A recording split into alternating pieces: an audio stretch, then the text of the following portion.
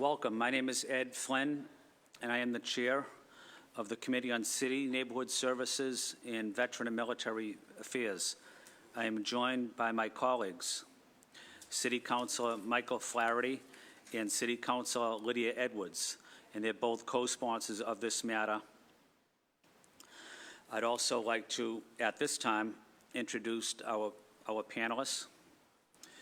Commissioner Krista McCosh from the Mayor's Commission for Persons with Disabilities, and Manara Swabe, Language Access Coordinator for the Mayor's Office. I want to remind you that this is a public hearing and it is being recorded and broadcast live on channels Comcast 8, RCN 82, Verizon 1964, and webcast on boston.gov/citycouncil.-tv. At this time, please silence your cell phones and other devices. We will also take public testimony and would appreciate it if you could sign in to testify on the left-hand side. At the start of your testimony, please state your name, address, and affiliation. Today's hearing is on docket 0517. This matter was referred to the Committee on City Neighborhood Services and Veteran and Military Affairs on March 13th, 2009.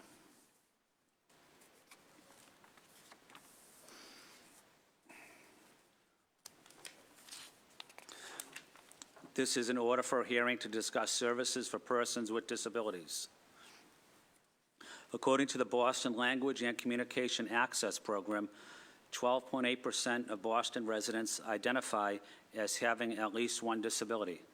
This includes experiencing difficulties in self-care, hearing, vision, independent living, in walking, and the City of Boston has undertaken measures to ensure that persons with disabilities will have access to various services, with the Mayor's Disability Commission focusing on increasing access to opportunities and promoting equity for those with disabilities. And the City Council also passed an ordinance establishing language and communication services in 2016, creating the Language and Communication Access Program to make sure that all city departments have translation and interpretation service for non-English speaking residents and residents with disabilities. The Americans with Disability Act, ADA, is a federal act that ensures that all disabled people are entitled to the same services as every other American. And the annual Disabilities Commission report addresses ADA accessibility, improvements to City Hall, and public rights of way, in addition to language access and services for those that are hearing or visually impaired. The City of Boston has greatly improved access for people with disabilities and requires facilities and public ways to be ADA compliant, but there are still gaps of services that exist. It is the responsibility of our city, state, federal officials to ensure that all residents have access to services no matter the condition of their health, abilities, or impairments.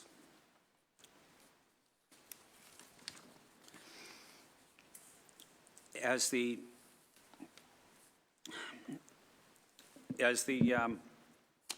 chair and lead sponsor of this hearing, I want to welcome you and say thank you for your tremendous work that you have provided the residents of Boston for so many years. This is an important issue for all of us. Every family has probably at least one person with some type of disability, and it's critical that we ensure that every person has the same access as everybody else. It's about respect and dignity for every person. And I'm so proud of the great cooperation we receive from the Mayor's office and from our panelists that have done tremendous work on this issue for many years. At this time, as I mentioned, the co-sponsors are City Councilor Michael Flaherty and City Councilor Lydia Edwards. And I'd ask City Councilor Flaherty to make an opening statement. Thank you, Mr. Chairman. First, I thank you for your continued work and effort on this issue over the years, supportive, particularly for services for persons with disabilities as well as veterans, unmatched on the council. And also thank our colleague, City Councilor Edwards, for co-sponsoring the hearing with myself and the chairman. This July, we celebrate the 29th anniversary of the Americans with Disability Act, which is a landmark federal civil rights law prohibiting discrimination against those who are differently abled and ensuring that every American has access to the same services, rights, and opportunities regardless of their ability. And as our city continues to grow, it's imperative to ensure that all the development that is happening in our city is up to code with ADA accessibility regulations. So I'm committed to working with our commissioner and our access coordinator to try to make sure that happens and make sure that there's a coordinated effort between what you folks do and do well as what Transportation Department does, our Inspectional Service Department does, what our BRA does, along with ways that we as members of the City Council can be helpful to you. And Councilor Flynn and I had something in Commissioner's district as well in our neighborhood recently with something that was not compliant and was brought to light through the Public Improvement Commission down on Old Colony Ave. So those are the things that we need to be mindful as our city continues to grow. We're experiencing unprecedented development. Permits are flowing through 1010 Mass Ave. And we need to make sure that with respect to ADA issues, with respect to parking and traffic, infrastructure improvements, that those things are happening just as much as we're aggressively pursuing affordable housing opportunities and job creation opportunities. We have to be very mindful of these issues. So look forward to the hearing, look forward to continued working with both of you as well as our mayor to make sure that we're doing the best we can for all of our people. Thank you. Thank you, Councilor Flaherty. Councilor Lydia Edwards. I want to thank you for your work already, and I'm excited to continue to work with you. And I think that today's hearing is really about that conversation that we need to continue to have. As we as a city, we've committed to planning into 2030, making sure that those plans are not only inclusive, but literally led by folks in the disability community, because as the chairman noted, at some point, majority of Americans will experience some form of disability in their lives. So not to plan for that from that perspective is to really cut ourselves off knees. So it's your leadership, it's your voice that we've already seen make a huge difference in people's lives. And so it's that leadership and your voice and your ideas that we hope to amplify as city councilors. So I'm here to also learn as much as possible from you and from those in the community to make sure that our efforts are as impactful and as actually are meeting your needs as well. So thank you for being here, and thank you already for the good work you're doing. We're also joined by Councilor Tim McCarthy. Councilor McCarthy, do you have an opening statement? No, thank you very much, Mr. Chair, and welcome everybody. No, I wouldn't want to miss this for the world. When I was in the Public Works Department, I learned so much from our work trying to change pedestrian ramps and cuckoo birds and everything else. I learned so much from the people who need it the most, and a lot of stories of how brick sidewalks don't work for people in wheelchairs and things that you take for granted. And I'm very happy and proud of my colleagues for calling this hearing, so we don't miss a beat on continuing to work and strive towards Boston being free for everybody. So I appreciate that. Thank you very much, Mr. Chair. Thank you, Councilor McCarthy. And before I introduce the Commissioner, I'd also like to recognize the large audience members that we have here, especially members of the Mayor's Commission for Persons with Disabilities. Thank you for being here, and more importantly, thank you for your tireless work on behalf of persons with disabilities across our city and our state. Commissioner McCosh. Thank you, Councilor Flynn, Councilor Flaherty, Councilor Edwards, and Councilor McCarthy. I appreciate all your time in devoting this time of your day to this issue. It is a critical issue in Boston. And to echo Councilor Flaherty's words, we've celebrated 28 years of access, and now we need to move on to real inclusion.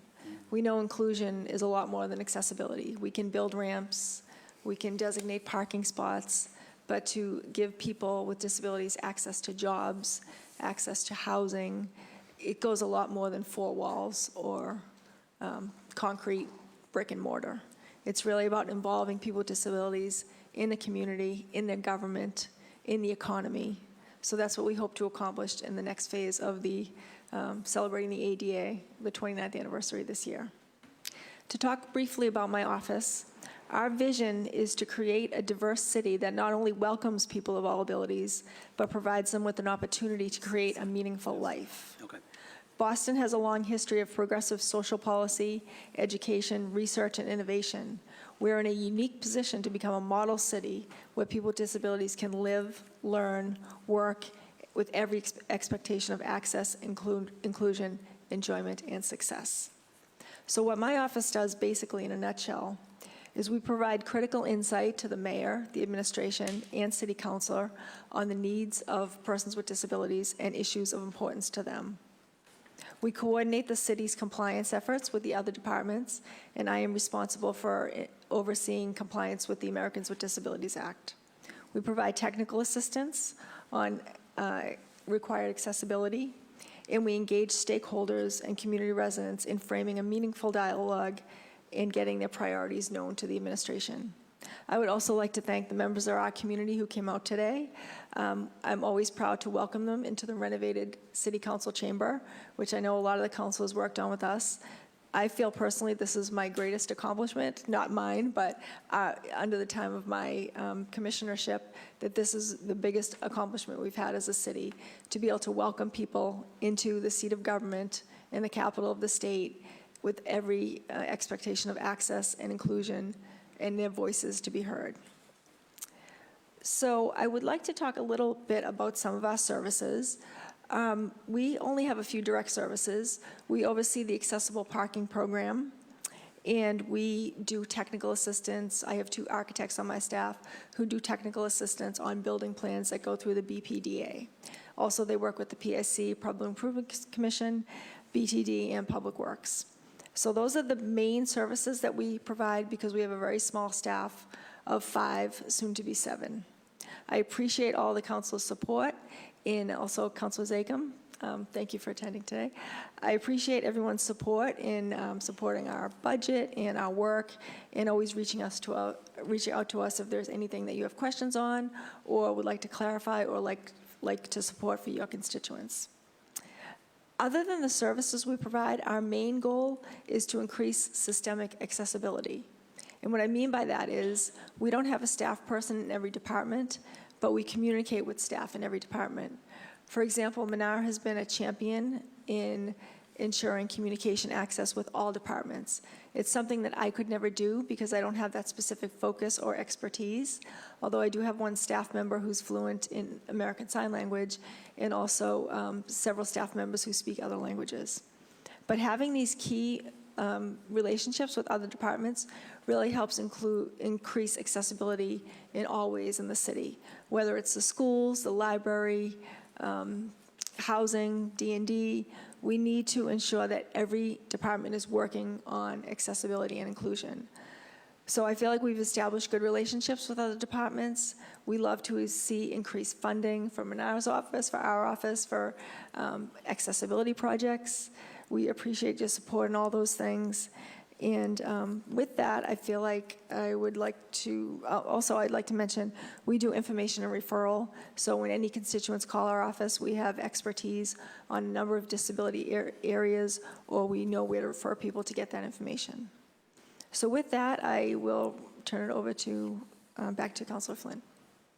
Thank you, Commissioner, and thank you for the great introduction. And I know your office is working hard and doing excellent work, so we greatly appreciate all of your efforts. At this time, Mana Swabi, would you like to give an opening statement? Yes, thank you. Thank you for having me. I also similarly want to echo, Commissioner Markosh. Thank you, everyone who's here. This is a very important issue for all of us. I'll go ahead and talk a little bit about my office. So as you mentioned, I'm the Director of Language and Communications Access here in the City of Boston. The scope of our work is really making sure that individuals who use languages other than English, as well as individuals who have at least one disability, are able to access all of our city services. So this is in terms of city services, city activities, any sort of information that's going out to the public. And so the way that we do that is really by partnering across all of our different departments internally. We see that the way to do this appropriately, in the way that even Commissioner McCosh was saying, in this systemic way, is to really make sure that it starts from planning. Because we know for as long as the city has existed, a lot of services have existed, and our team is really looking at what are the different ways that services exist, and then what are the ways that we can increase its accessibility to everybody. So in particular, we do this by emphasizing 3 types of accommodations. The first one is interpretation. This also definitely includes American Sign Language as well as CART, which is Communications Access Real-Time Translation, which is basically on-demand captioning. We also, another type of accommodation is translation. So this is not just, text from English to another language, but also thinking about alternative formats. So whether that might be Braille, whether that might be large text, thinking about creating audio, video with transcripts and captioning as well as assistive technology. So in addition to these accommodations, really our team is really thinking about planning, the planning efforts. We talked about, the way to do this is really making sure that our staff are prepared for this, that it's not just sort of sprung upon them and the expectation is there. So our team we find it really valuable to work directly with staff members. And over the past couple months, we've gotten 200 plus staff trained, which is really amazing. And it's really important for us to hear, the stories of staff members and to hear that they're also empowered in doing this work, which ends up being best practice for everyone involved. Some other things that we want to highlight, our team, we're really interested in working with external community groups because we know without feedback, we're not going to be able to, best our own practice internally. We have an internal volunteer list of community members and staff who are multilingual in across 30 different languages, which is a lot. This also includes American Sign Language, which we're really excited about. Some other things that we do in terms of assistive technology equipment, lending that out. We do a lot of work in terms of data collection. You mentioned, one of our resources that we created, thank you. And we have a whole host of resources on our website. So we're really excited about this work. We want to thank everybody for all of the support that you've given us. Between FY19 and FY20, we saw about 150% increase in funding, and that includes another full-time permanent employee as well. So we're really excited to be able to push this work forward. We just know it's going to take some time and it requires all of us at the table as well. Thank you.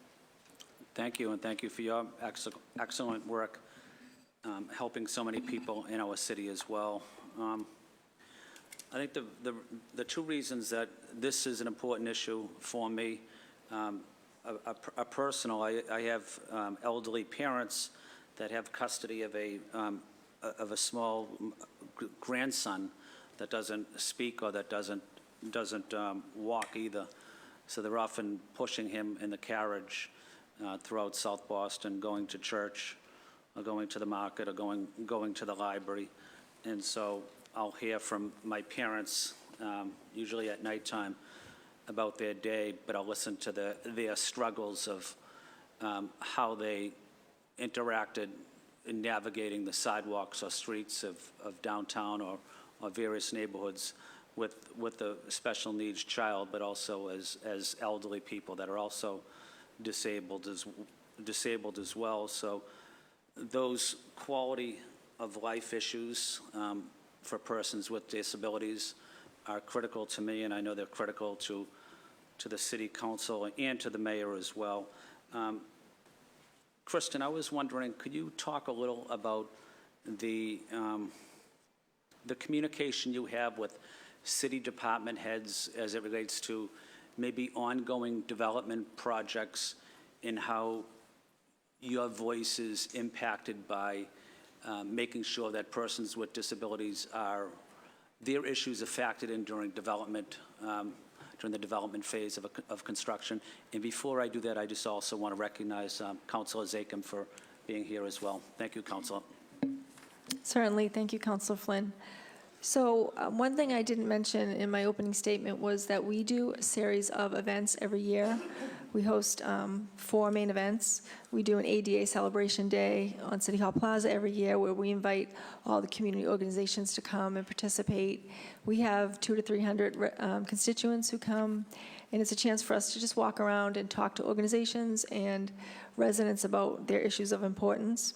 We also do a disability mentoring program, which celebrates employment for people with disabilities. And then two other things we do that really help us hear from the residents and constituents is we host a community forum every year, which is basically a listening session. Ours is coming up on June 29th. And this is basically a day, or June 28th, sorry. This is basically a day for myself, my staff, and my advisory board members to come and sit at a table like this and have residents, constituents, people from outside of Boston come and tell us what's working in the city and what's not working. So from that forum, we develop our accessibility agenda for the year. And we really want people to be honest with us. If something's working great, let us know, because oftentimes there are pilot programs. An example of a planning pilot that we were involved in, my architects and myself, was the ADU pilot program, which is accessory dwelling units through inspectional services. These are small apartments that people can build within the footprint of their home to make it a separate unit. They're good for maybe elderly parents or people with disabilities. If they're not accessible, it may be good for a caretaker to live with a person. So we hear from residents that these things are important, and then we get involved with the planning. The other event that we do is Civic Engagement Day, where we bring residents into the 5th floor. They get to meet with the councilors or the staff. The mayor says a few words. They can register to vote. They can learn to testify at a hearing. I'm so glad that so many people came out today to testify, because it can be a real barrier just getting into City Hall and then voicing your concerns. Many people are intimidated by that. So we offer the chances for them to do it just to me, to do it informally, to call our office, and to do it directly to the councilors. So other heads of departments that I work with, certainly inspectional services, public works, transportation. We were involved with Go Boston 2030. We had many, many meetings on that to make sure that accessibility was included. The Mayor's Housing 2030 plan. From that, we established the Disability Housing Task Force, where we created 3 goals to increase accessible housing, because we know housing is a crisis across all demographics in the city right now, particularly persons with disabilities, because it's not only availability and affordability, it's also accessibility.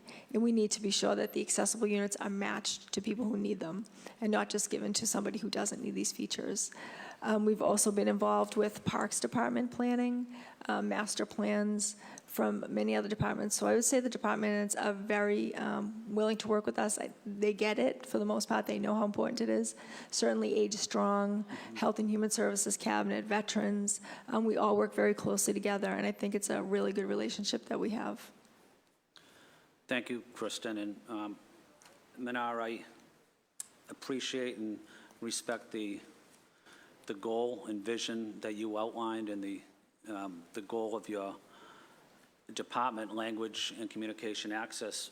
When I got elected a year and a half ago, or 2 years ago, one thing I wanted to make a priority before I even started is to recruit people for my staff that spoke languages other than English. And I was able to recruit a woman that spoke Chinese, another woman that spoke Chinese and Mandarin, and another woman that spoke Spanish. I represent a diverse district, District 2, which includes South Boston, the South End, Chinatown, and downtown Boston. But I noticed that if I didn't have people on my staff that didn't speak certain languages, that my constituents that didn't speak English would not have access to me. And so it went over very well with the constituents. But what are you hearing about in terms of residents across Boston that don't speak English? How is their interaction going with city departments? That's a great question. Thank you. So I want to preface my answer by talking about how that there are a lot of internal staff members who are multilingual, which is great, and we've found that's been a tremendous resource. As much as when we're talking about accessibility, we know there is a funding component to it. There is a matter of, there's certain things, whether it's, legal, anything that has any sort of legal oversight where we have to go to a professional, but a lot of it when we're talking about what does it mean to be a welcoming city, a lot of it has to do with that first interaction when someone's first walking into City Hall or any of the other municipal buildings. So I do really, we really value the volunteers that are a part of this work. Similarly, the staff that we have on board, we're able to leverage their multilingual skills as well. There is a part of that really does have to do with making sure that they're also trained, because we know interpretation and translation are specific skills that are paid for. So we know there are services that require some sort of training and skill set. So we want to be able to ensure that we're able to support anyone who's a part of our team in that sense. And a huge part of what our work is, and we're relatively early in our process, but we really value feedback. Our team, we're always open ears. We have several channels of how we really rely on feedback. But one of the most important ways is listening to departments themselves, because when our work, we're pretty internal facing as much as we're doing things externally as well. And so the people who are on the ground, who are most front-facing, whether that's a receptionist or the public worker who's out in the field, or even your neighborhood services coordinator. And so we really value the feedback that we're getting from from constituents themselves, but also staff members, to talk about when we're thinking about these processes, what is going well, what is not going well, and how can we might amend that based on each person's role in that. Excellent. And before I ask Councilor Flaherty to weigh in with some questions, I also want to recognize a good friend of mine that's here and a longtime resident of South Boston, Frank Taverna. So thank you for being with us, Frank. Councilor Flaherty. Thank you, Mr. Chairman. And through the chair, I want to obviously take the opportunity to recognize David Vieira, who's the former election commissioner for the city of Boston. I know David, back in the day, did a lot of work around the elections with respect to making sure that there was accessibility for everybody. So it's good to see David, and look forward to hearing from him today as well. Commissioner, could you just, I guess, for our edification or for the edification of the public, can you just describe what the role of the Disabilities Commission is with respect to, say, the BPDA permitting process, with respect to Public Works when they're doing the sidewalk repair and handicap ramp alignment and repair, and also like BTD when they're doing crosswalk striping and street signage and signaling, just a sort of a snapshot. And I would envision that before a large-scale development project gets approved, they call and say, hey, Commissioner McCosh, can you come out and check this out, or we're looking to do this. And really to avoid, the one that's been in the news is 232 Old Colony Ave, and you scratch your head and say, like, how did something like that happen? But clearly it was like, I'm assuming that they didn't connect with you. But so again, for those that are here and those that are viewing at home, whether it's through the development process, whether it's through Public Works, whether it's through BTD, can you kind of maybe that office coordinated effort that is undertaken, and what your involvement is, that would be great. So the previous disability commissioner who served before I was appointed almost 10 years ago was an architect, but I don't have an architect background. I come from a public health and advocacy background. So when I was hired by our previous mayor, I asked for a position for an architect on my staff. So I was also able to gain another position. So I have 2 architects on my staff currently, and they have very explicit roles when it comes to these 3 departments, Public Works, BTD, and BPDA. The BPDA has a number of steps that developers go through to have a building built. It begins with just an idea, and they come to a scoping session where all the city departments come together, and they address things like water, traffic, things like that. There was no mention of accessibility other than a footnote at the end that says will be ADA compliant. So when I came aboard, I said, well, how can they have all these details about plants and light fixtures when there's nothing about access? So I was able to work with Brian Golden and get a checklist instituted. It's called the Article 80 process for the BPDA. It's called the accessibility checklist. It's no new requirements. It just basically lists out all the state requirements for access in a building, things like path of travel, housing units, where they're located, is there an elevator, where's the closest MBTA stop, are there automatic doors, or is the door accessible? It's a 7-page checklist, and it's very explicit. So Patricia Mendez, who's my senior staff architect, she reviews all these for every development over 50,000 square feet, I believe. I'm not sure if I have that right technically, but she reviews all those plans. My other staff architect works with the Public Improvement Commission in Public Works to review all the work going on in the sidewalks, public rights of way, when buildings will impact a sidewalk. The specific case that you're mentioning in South Boston had gone through the PIC process, and they had made promises that they didn't keep. So it wasn't so much that they didn't reach out to us, it was that they didn't, and I don't know what the issue was, whether it was an oversight or staff left the project, but whatever happened was they did not stick to the plan that they made. Both of my staff work with BTD. Patricia sits on the Vision Zero program, and I know I also like to thank David Vieira. He's been instrumental to pushing us to increase access in the city. He's the one who pushed us to get the ramp installed on the Copley Library, a permanent ramp, so now people with disabilities have access to the front door, which is critical. So my staff is very involved with those 3 departments, and sometimes things do fall through the cracks. Inspectional services is also involved. We work less closely with them, mainly because they're in a different building, and they inspect, they're so busy, they inspect for fire and safety, health and life, and access isn't always the first thing that they get to look for. So we do prompt them to, when we get accessibility concerns, we ask them to look at them. So I would say we have very strong relationships with those departments. Great. And thank you, Commissioner. And I'd be remiss, I know you and I have worked on this, as have others, with respect to the abuse of the disability parking placards. I know it falls under sort of the direct service category.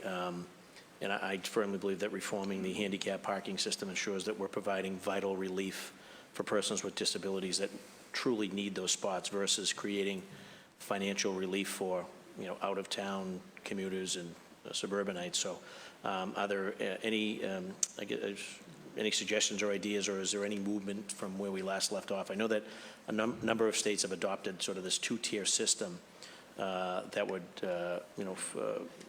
placard holders that cannot pay the meter or have difficulty either reaching the meter or have dexterity issues are not subject to pay the meter, but everyone else is. And I know recently I believe it was in Michigan, 2% of the previous placard holders that they qualified for the meter-free exemption, which is tremendous in terms of just differentiating between those that truly need the placard in the space and those that don't. But any updates that you can give us? I'd be remiss if I didn't take the opportunity just to ask you that. Just to educate the members of the council, we do oversee the accessible parking program in the city, and it's basically 2 pieces to the program. There are the public accessible spaces, which are in the commercial areas. Those are accessible signs that you'll see downtown, the financial district, Kenmore, Copley. So these are put in by BTD. We coordinate with them on the best places, and that's usually like a block. Like a block of accessible parking spaces you'll see, meant for people to do business in these areas. Also in the downtown and commercial areas, there are meters. People with disabilities can park at meters with paying no fee and also having no time limit. So they are subject to abuse because people come in from out of town, they hang up a placard, and they go to work all day. So I agree with you that that is definitely an issue. And you probably all know this, but it is a state law that allows that exemption. I know we've talked about doing something on a city level, and we did have a working group at one point, so I would be happy to address that with you after this hearing.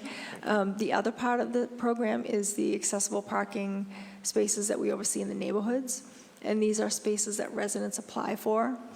And they go in front of their house. They're not designated specifically for that resident, but usually neighbors know that it's tied to the resident, and it gives them a better shot of being able to park in their house.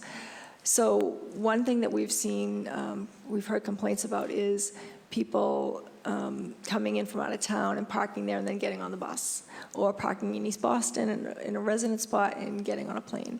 So one thing my office implemented last year, and it's still in sort of a pilot phase, is putting resident-only language on the accessible signs. Right now, any accessible space in the city, anybody can park there with any license plate from any state, and in the neighborhoods, they don't have to have a resident sticker. But in places of high traffic or potential abuse, we have been instituting that. So somebody can't come up from Connecticut for the weekend to stay at the Copley Marriott and park in South Boston and get on a bus, because that's not the intent of the spaces. So we've instituted that. We're also looking at, I don't know if you've noticed in parking lots, sometimes there are signs that say accessible van only for someone who has a lift. And those spots are definitely needed, because if you have a lift, you can't just park anywhere. There may be a tree, there may be a snowbank. So if you park close to your house, you have a better accessibility. So we've talked about instituting that for people in the city who have lifts.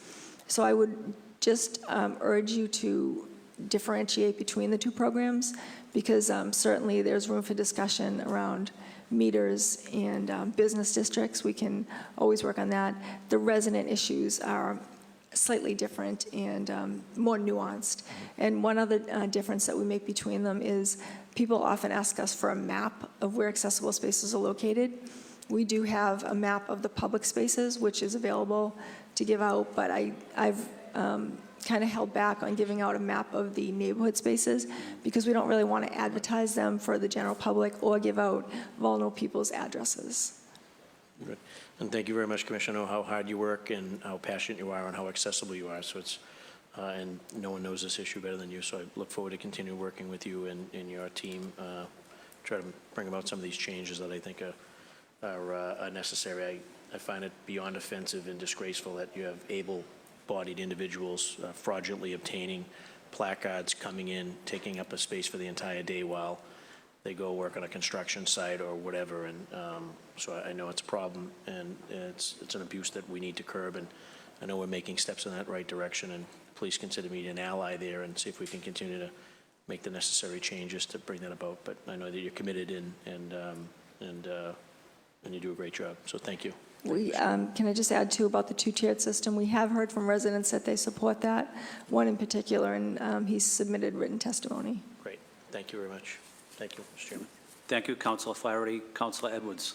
Thank you. I wanted to, that was actually going to be my part of my discussion with you, is about, we got a list of parking spots to audit in East Boston, and we wanted to make sure that we weren't making more folks who are already vulnerable more vulnerable, or feeling that we should be some sort of top cop on how to say whether someone's deserving to have this. But I do think the proposal that you're doing or implementing now, putting resident only on those signs, will help a great deal. So thank you already for your leadership. I think I wanted to talk a little bit about some open space in conversations. One of the beautiful things about our commitment in the city is that we've already committed that I think we're one of the few cities that assures that everyone is 10 minutes, or 10-minute walk or something away from a park, and ensuring that kind of equitable space and open space is really open for all. And I've had some mothers reach out to me about allergy issues and about how there's certain parts in which open space can actually be limiting for some of their children.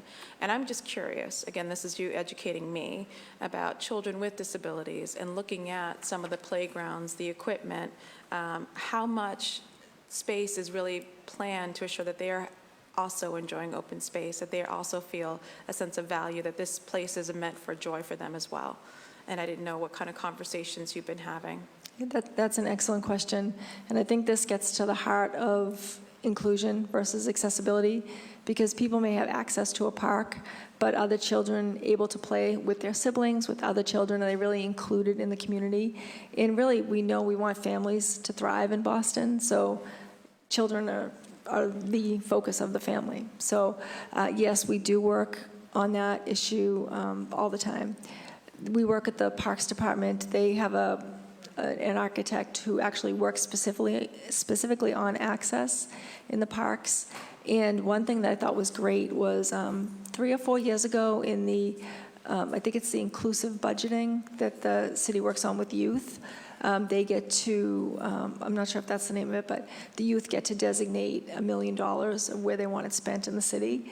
So one of the projects that they came up with on their own was to increase accessibility and inclusion in Franklin Park for persons with disabilities. So they took a whole section of the park, they put in accessible picnic tables and benches, they made the area flat with some hardscape instead of grass, and they did this through the Parks Department. It was a beautiful project, and it was really like kudos to the kids because they just came up with it on their own.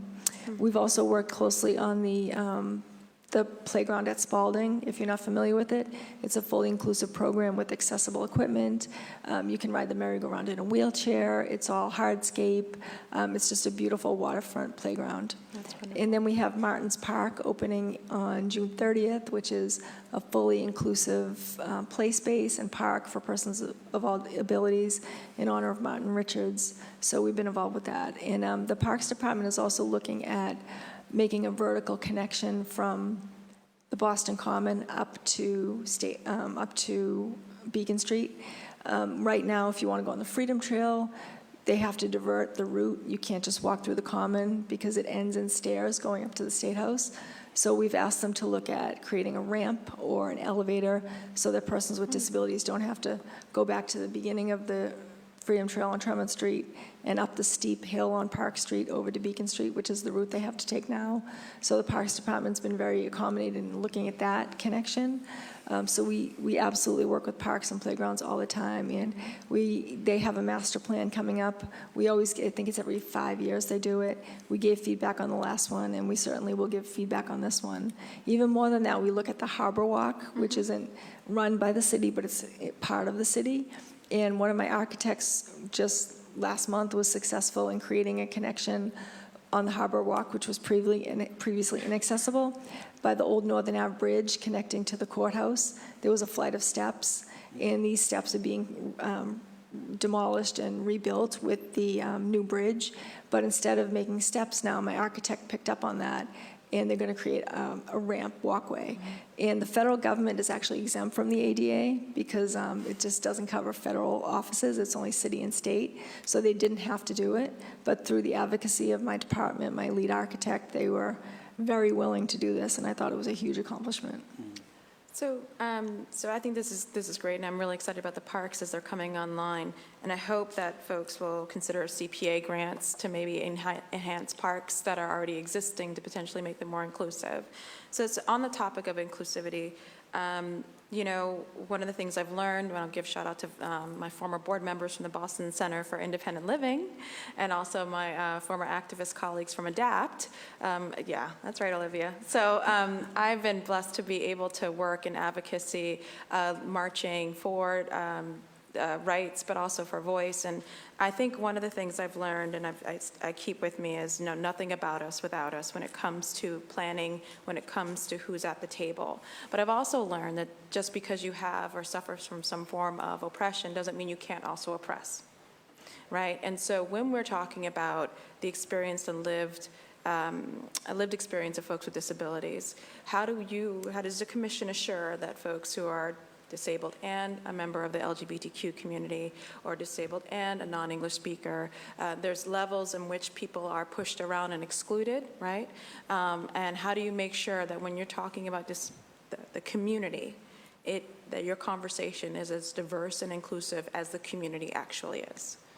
So the intersectionality of disability in other cultures and ethnicities and abilities has become a really main topic the last few years. The city, not the city, but there is a conference held every year in the city on intersectionality of disability with other cultures. My staff usually attends that conference. But more than that, we want to ensure that we hear everybody's voice, because everybody doesn't have my lived experience. Everybody doesn't have the lived experience of a former staff member of mine with visual disabilities. Everybody has their own experience. And this has to do with their culture, the neighborhood they're from, you know, everything from the type of family they grew up in to the type of education they received or want for their children. So one thing that we undertook 2 years ago was we had a fellow from Harvard, and she created an accessibility priority survey. It was like, it listed 3 main areas that we have direct impact on, things like sidewalks, parks, where people could list their priorities, and then things that were tangentially related to, like the MBTA, and then things that were not really overseeing, but we work with, certainly, like Uber and the TNCs. So we got over 700 surveys. Our goal was 500. We have an outreach specialist in our office who went out and got all these 700 surveys. They were available online or in person. But when we tallied the results of the surveys, we asked people to voluntarily identify cultures, ethnicity, things like that. And we didn't see a big diverse response. So we decided to not analyze that data any further until we got this response from different cultures. So we are in the process of hiring a new outreach and engagement specialist who hopefully will be starting in the next few weeks. She speaks 2 languages. She's from Dorchester, I believe. She went to the Boston Public Schools. She's just phenomenal. And so we think that she'll be able to be working closely with the other communities, going to community meetings, and really trying to meet the people who we haven't met yet to ensure that we hear everybody's voice, because that's critical. And even just getting the word out to communities about, like, our forum and Civic Engagement Day.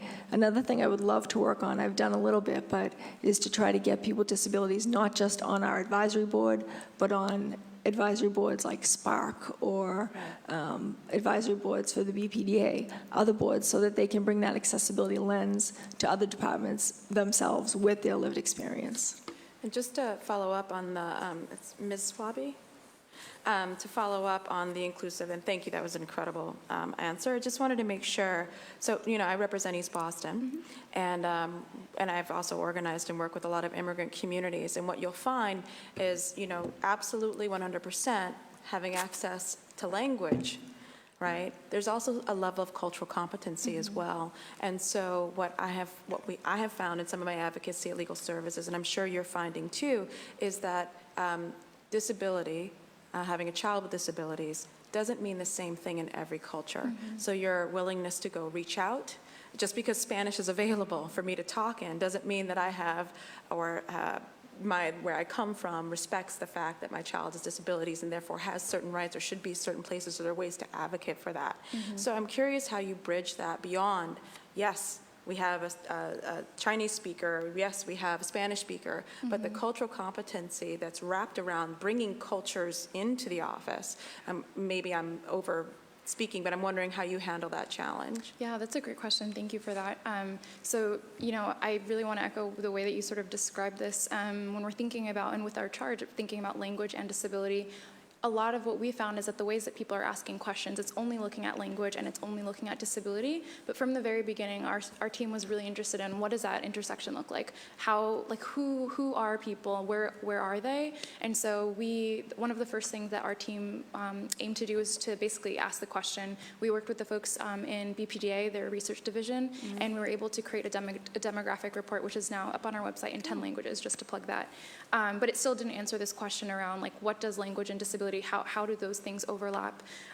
So a lot of the information that we know right now is just anecdotal. A lot of it is just based on experiences of people in the city, people that, of the community who we're connected to. And so to answer that question, one of the very small ways and initial ways that we tried to answer that question, in February, we were able to work with the elections department to create this language, disability, and childcare survey. That went out in over 300,000 households, and primarily that went out in English and Spanish, but online it was an additional 3 to 5 additional languages as well. Really, that was meant to just be a preliminary way to understand across all of our neighborhoods in the city of Boston, how do people identify with regard to language and disability. But again, we know in terms of the way that it was formatted, it's not necessarily accessible to everybody. And so we're hoping to do a second part, over the next couple of months and, over the next 6 months or so, to get a more in-depth understanding around, like, what does this look like? And our team, we found that when we're talking to community groups, we ask the questions because even when we're thinking about translating our name, language, and communications access in any other language, there are questions around, so are you only talking about language? Are you only talking about disability? Even in English, some people are just like, we want a little bit more clarity. And so we know a lot of these are just going to require a little bit more conversation and to make sure that we're opening up spaces to have those conversations. Excellent. I'm very excited to work with you. Can I add one thing I forgot to mention? Also, when Minar mentioned elections and those things. We also, my office serves on the elections task force that meets monthly. And one thing that they are instituting this year with the city census are questions on disability. So we're really excited about that. They mirror the questions that are in the census. It's not actually the census, it's the American Community Survey. And they have a very robust section on disability identification. So the Elections Commission isn't doing the whole thing because it's very long, but they're instituting 5 questions on disability, the first time that's ever been done, so we can actually get data on people with disabilities, where they live and what types of disabilities they have. But Menard did do a great job working with the BPDA on research to find out, who's in our neighborhoods and what types of disabilities they have. That is excellent. Thank you. Thank you, Councilor Edwards, and that's it for the first round of questioning. At this time, I'm going to take public testimony, and then maybe we could go back to further questioning. But there were several people that did sign up for public testimony, so if I call your name out, you could go towards the left or the right, and you could ask your question.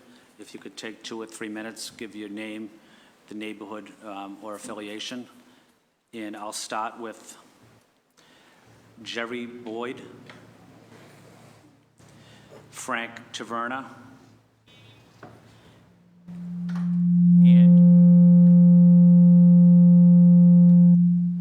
and Olivia Richard. We'll do those 3 first.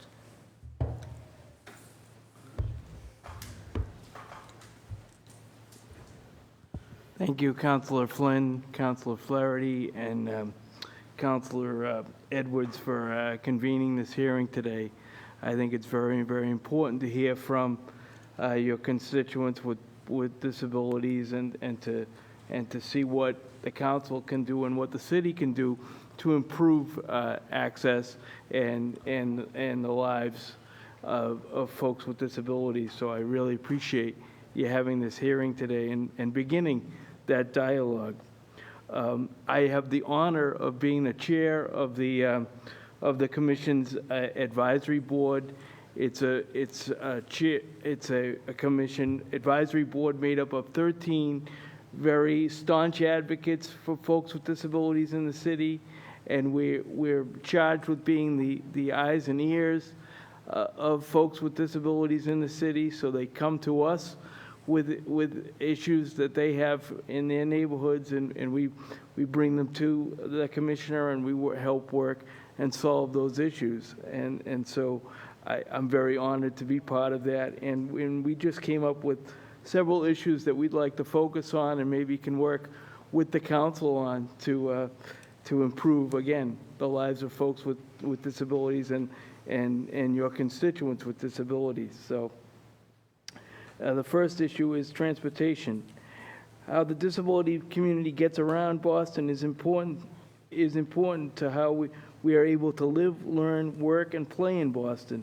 The MBTA, strolling the sidewalks, paratransit, such as the Ride, and the new transportation networking company options like Uber and Lyft have seen changes in accessibility and inclusiveness.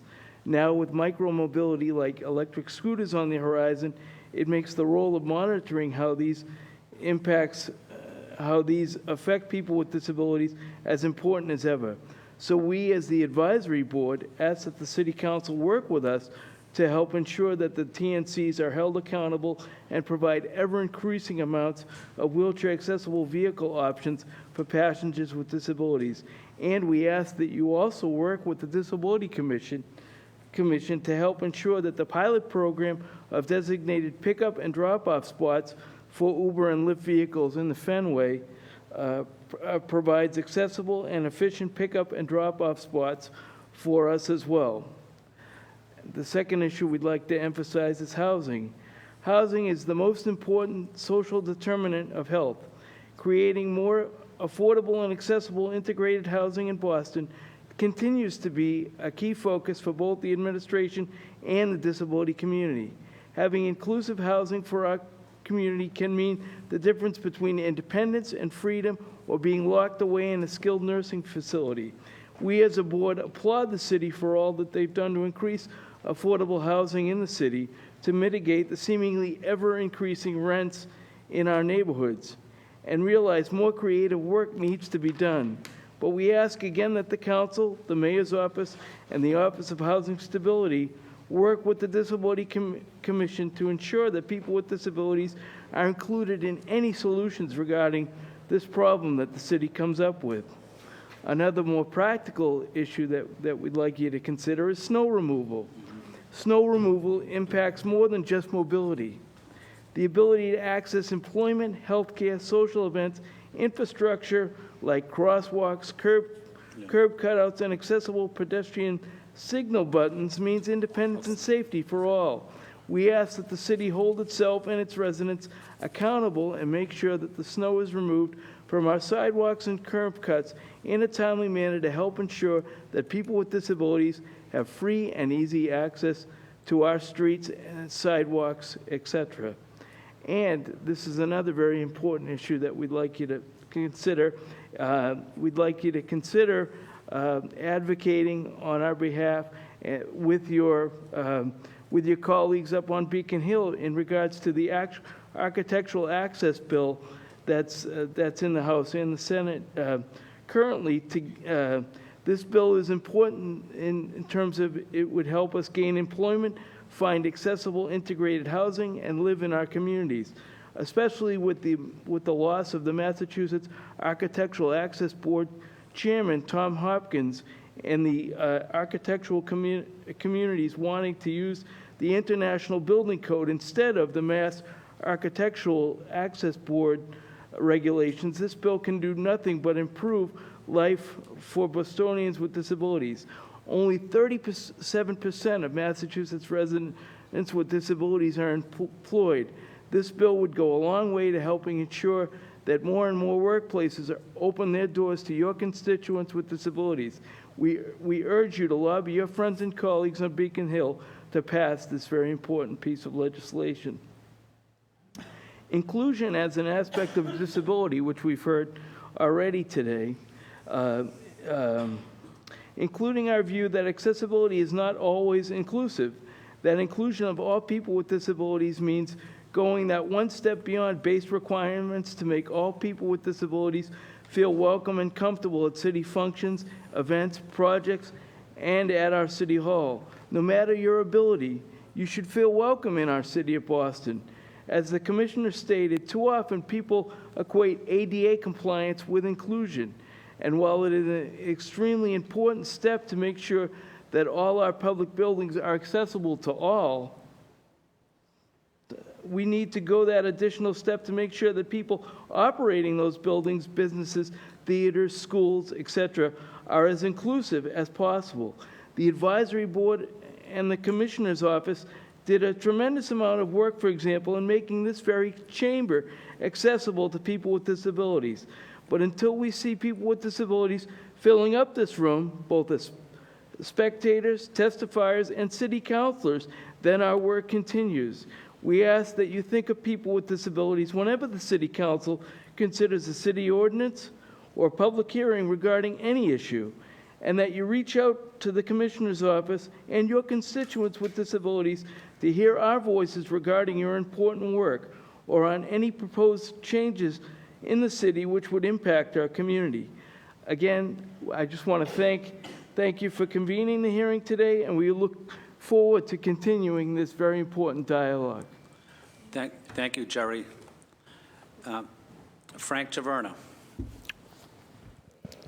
Hi, my name is Frank Taverna. I am a long-time resident of South Boston.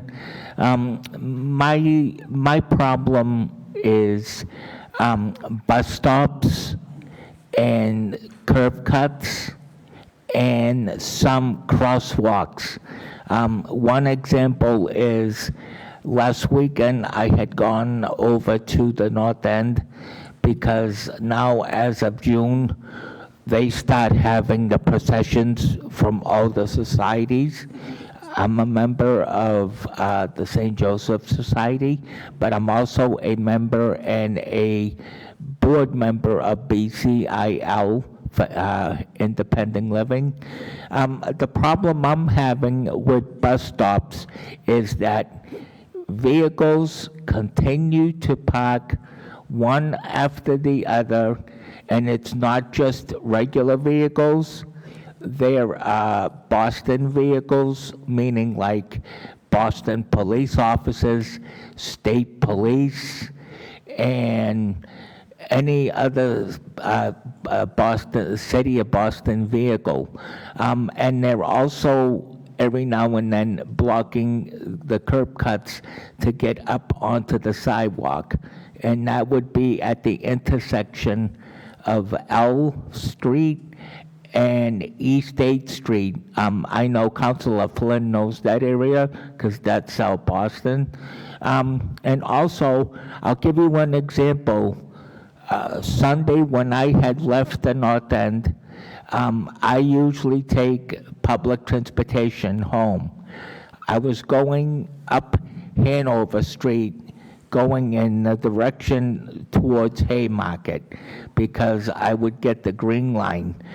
And when I was on the sidewalk on Hanover Street, I got all the way to the point where you have the set of lights that when you cross Hanover, and I believe it's considered Atlantic Ave.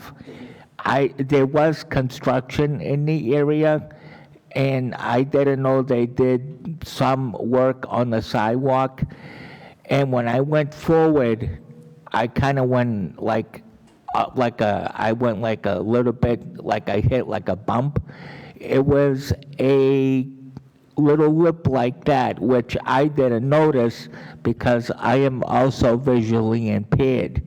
So I said, okay, I'm this far, I'll go forward to go towards the curb cut so I could wait for the light to change, but I couldn't because there was another lip and I tried getting up it and I couldn't, so I had to turn around, and a complete stranger showed me where they had made a ramp on the side that was made out of tar. And I had to slow the speed down on my chair so I wouldn't tip. I mean, I wasn't nervous doing it, I did, but the fact is when I went down that tar ramp, it was going on to Hanover Street. And luckily there was a red light, so I mean, it was some traffic. So what I did was the following day, I reported it to 311, and she looked up in the system that it was supposed to be taken care of with fresh new concrete as of Tuesday, and that was after the Memorial Day holiday. And one other thing, in the winter, as Jerry had stated, with a lot of snow that we usually get, my problem is the curb cuts, because we do shovel in front of my home. I have a couple of snow angels through the Catholic Charities that they're very nice people. All I do is call them. They're nice enough to come out. They make sure I have rock salt. They know the size of my wheelchair, and they make sure I have no problem getting out. And a lot of times I ask if they can shovel the ramp that goes out into the street, because as you know, Eddie, I have, I'm wheelchair bound, and a lot of times with my little touch of lupus, I have very important doctor's appointments, and I cannot get, to the ride or to even Uber or transportation through my insurance because I can't get out onto the street to catch, to get on the lift. So I'd just like to know what can be done with the bus stops. I'm not doing it just for myself. I know a lot of elderly people in my area, And also, I am trying to help the bus drivers because it makes it easier for them to communicate with me, and they get real nice when it's open, and it's not always open. It's like a potluck. Thank you, Frank. You're welcome, and thank you for having this. Thank you. We appreciate you being here, Frank, and I see you often at various meetings in South Boston, and you're always advocating for persons with disabilities, so we have great respect for you, Frank. Olivia? Hi, my name is Olivia Richard. I am a resident of Brighton. And one of the things I wanted to highlight today is the phenomenal responsiveness that I've seen and been on the receiving end of when I have an issue with the office for persons with disabilities, the commission. My building caught fire on, of all days, Valentine's Day. We had a 4-alarm fire, senior complex, and I was at my wit's end. I didn't know what else to do. I was shaken and lost, and I was able to contact the Office of the Commission for Persons with Disabilities and be like, my building just caught fire. I'm really stuck here. And someone came. Someone helped. It got my friend their oxygen, got me my meds, got me a new battery for my chair, because I have multiple batteries that this thing takes. And when I brought it up with the mayor that, our emergency preparedness, we need to evaluate. Well, now we've had a training for people with disabilities on emergency preparedness for themselves, which was phenomenal. I can't speak highly enough about the responsiveness and the drive of this commission. In all fairness, I am a member of the Commission for Disabilities Advisory Board, so I'm a little partial, but I have to say the help that I've received as a citizen of the city has been top-notch. Thank you. That's great to hear. Thank you, Olivia. We're going to get through a couple more names of people that are requesting to testify. Yvonne, yes. Andrea, and Paul. If you could state your name, your neighborhood, affiliation, maybe take 2 or 3 minutes, please. Do you want to go in order, or does it? Yeah, we'll go in order. Okay.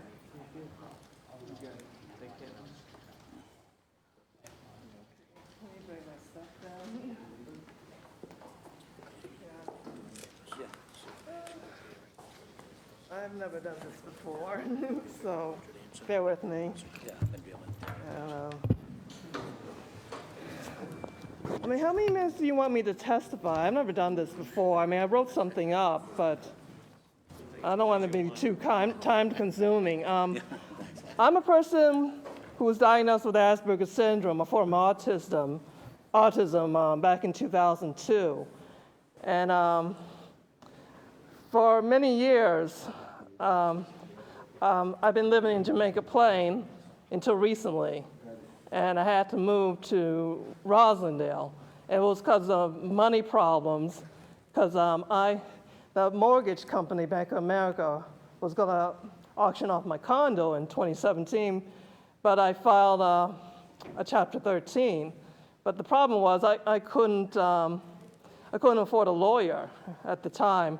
I mean, do you want me to read this whole story, or? Why don't you give us a 2 or 3 minute synopsis of it, and. Okay. My name's Yvonne Christian, and I am a 54-year-old autistic black woman. I wish there were services to help autistic adults who are homeowners. For many years, I have had a difficult time paying my cost of living expenses and finding employment that paid enough money. My employer since 2004 could not pay me a salary that could cover all my expenses. He even tried self-employment as a writer and artist, but I was still unable to make sufficient income. From 2008 to 2018, I have made many attempts with my mortgage company to get a loan modification. During those years, I also tried to set up a payment plan with my condo association, but they refused and kept on raising the amount of my condo fees. Getting help from organizations like NACA, the Attorney General's Office, City Life, and Urban Edge proved to be inadequate because they could not resolve my problem with Bank of America and the Jefferson School Condo Association. Even the organization known as AANE, Asperger Autism Network, was unable to help me. In November 2017, Bank of America tried to auction off my condo. I had to file a Chapter 13 bankruptcy on my own because I could not afford the lawyer that my caseworker at Urban Edge recommended. Besides, that lawyer was an obnoxious and verbally abusive old man. My caseworker at City Life found a lawyer to get me the paperwork to file the bankruptcy, but that lawyer would not have me after I filed because my condo had equity. I had to handle my bankruptcy all by myself. In April 2018, the bankruptcy court held a hearing with me and the lawyers representing the mortgage company and the condo association. The judge, Frank Bailey, declared that a guardian ad litem had to be assigned to me and contacted attorney John Yulian of Yulian Associates in Braintree. I reluctantly agreed to the arrangement, otherwise the bankruptcy would have been dismissed and the mortgage would try to auction off my condo again. In May 2018, attorney Yulian told me that the condo had to be sold and I'd have to move to a rental apartment. He told me to work with a realtor named Colleen Fitzpatrick of Arborview Realty because my condo was located in Jamaica Plain. In September 2018, I was in a car accident and suffered a neck injury. Colleen still went ahead with putting my home on sale in October. My condo was sold in less than a week. But working with Colleen was this nightmare to me. She would not cooperate with me whenever I asked her help with problems that I had with packing up my things. She complained over the fact that I was in a Chapter 13 bankruptcy because my rental application to the luxury apartment complex in Quincy called Lincoln Heights, she ordered me to apply to this place in late October because I work in Quincy at Arbella Insurance. But Lincoln Heights rejected my application because the credit report showed my Chapter 13 bankruptcy. On November 28, Colleen had me sign a rental lease for a second-floor apartment in a third free-floor house in Rosentown that's only 3 miles away from my old two-level penthouse condo in Jamaica Plain. I sent her a text message needing any help with packing because I have a herniated disc, arthritis in my knees, and neck pain from the car accident. I had told her several times since September that I needed help with packing my belongings because I have a home business as a writer and artist. She said back in the text that she would call me the next day to let me make arrangements with moving, but she never called me. And then, in the meantime, I got bad news from my family that my Uncle Lloyd had died all of a sudden in Texas. I was very upset when I told Colleen about this in a text message, but she still wouldn't discuss with me moving arrangements, and she wouldn't give me the key of the new apartment. Then I made arrangements to fly out to Texas for my uncle's funeral, but then when I told Colleen and Julian and about it in an email, and even I told the real estate lawyer about my flying down to Texas on December 13th, they told Colleen, I'm trying to paraphrase, Colleen. Could you try? Well, what happened was Colleen got this moving company called Final Pick Contract. They did our cleanup crew.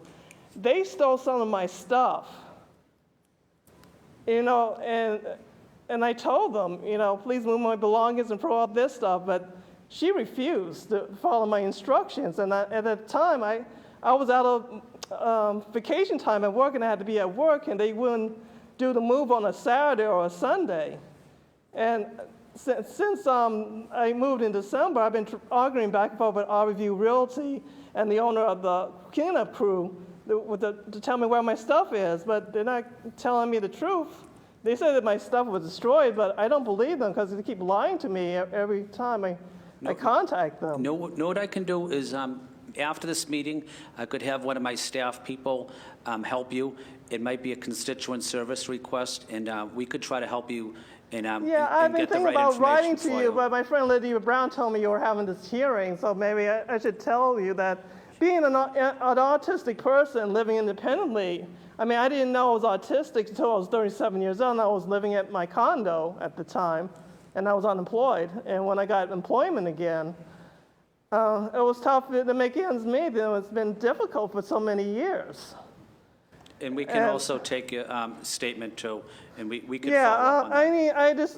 I only found out about this about 2 weeks ago. I mean, it's not well written, but I can give you information. I mean, I forgot to write down my information, but I made lots of copies of what I wrote. I mean, for everybody to read. But let me give you, this one has my contact information. I wrote it in, I forgot to type it. Yeah. Yvonne, my name is Lydia Edwards, and I just wanted to thank you for your testimony. Yeah, I know. I just don't want to drag out my story. But I wanted to say your point, especially about assuring that autistic adults have help with housing, is something that the Commission and I will follow up with. Yeah, directly. see, I'm with this. And then in terms of your individual concerns and your search for housing, bankruptcy, and those issues, I echo Councilor Flynn's comment that we need to sit down with staff with you to specifically go through those issues and take the time, because unfortunately with public Yeah, I with this know. testimony, I don't folks are want. coming in after you to also testify. But Yeah. you did an excellent job, and your written I know, comments. thank you. Your written comments are going to be extremely helpful. Thank Yeah. you so very much. Thank you so much. Thank you for testifying. Thank You're you. welcome. Andrea? Good afternoon. Good Thank afternoon. you. My name is Andrea Cook. I'm here representing Work Inc. in Dorchester. I'm here to ask for the council's support on a bill that has been put forth by Senator Collins. It is an act relative to employment for individuals with disabilities on state contracts. So currently in the state of Massachusetts, there is nothing that says that employers, including the state, has to hire individuals with disabilities. And the legislation that Nick Collins has put forth on the Senate side, as well as Representative Hunt and Beal on the House side, will give opportunity for individuals with disabilities to have access to jobs on various state contracts. And the way that it's written is it will, over the next 5 years, get to 10%. So in the first year, it would be 2% of individuals with disabilities, and then work its way up to 10. So we're asking for the City Council's support to support your friends on Beacon Hill with this legislation. Excellent. Thank you very much. And I am familiar with the proposed legislation, and I do know about the great work of Senator Collins, Rep. Beal, and Rep. Hunt, and that is something we will weigh in on. So thank you for letting us know about that. But we do know that we have excellent leaders up at the State House that are committed to supporting persons with disabilities. Great, thank you. And I know there will be a hearing, and we'll get you that date as well. So, thank you. Excellent. Thank you. The next two people, Paul and Chris. Hi, my name's Paul Karen. I live in downtown Boston, and I'm thankful and grateful to be on the advisory board to the Commission of Disabilities. And just want to thank Chairman Flynn and his family for being so understanding and accessible to people and families with mental disabilities. And I'm not really here to testify, but just give thanks to Mayor Walsh for providing an outstanding advocacy program for people and their families with mental disabilities. Mayor Walsh has recognized the problems in the past 5 years and provided a lot of solutions and help for us. He has helped families overcome stigma associated with mental illness at a young age with advocacy programs in education, employment, housing, and most importantly, hospital assistance in the intake programs. There's still a lot of learning to do, but in the past 5 years, we've really overcome a lot. the mayor also lets us realize that oftentimes the struggle's on failures. And once again, Chairman Flynn, Councilor Edwards, especially Chairman Flynn, to you and your family for your accessibility and understanding. Been more than a help. Thank you. Thank you, Paul. Hey, Chris. Yep, my name is Chris Ho. Am I close enough? Can you hear me? Yes, it'll turn on in a second. Yeah, it's on, Chris. Okay. I'm going to thank the councilors, Commissioner McCosh, and the community members for being here. I've testified here before my injury on a number of other issues. But my accident 2 years ago thrust me into the challenges facing people with disabilities, challenges I'm ashamed to say I had ignored. I think it's just important that we remember, and I have to remind myself that I'm a person with a disability. People with disability are people and deserve all of the same rights, treatments, and respect of all people. I am the advocacy representative for the Greater Boston chapter of United Spinal, which is an organization of the community of people with spinal cord injuries. I do also want to acknowledge all of the work of activists and lawmakers who came before me that allow me to have an accessible apartment, improved mass transit, support from Commissioner Christopher and ISD to help me with the renovation process.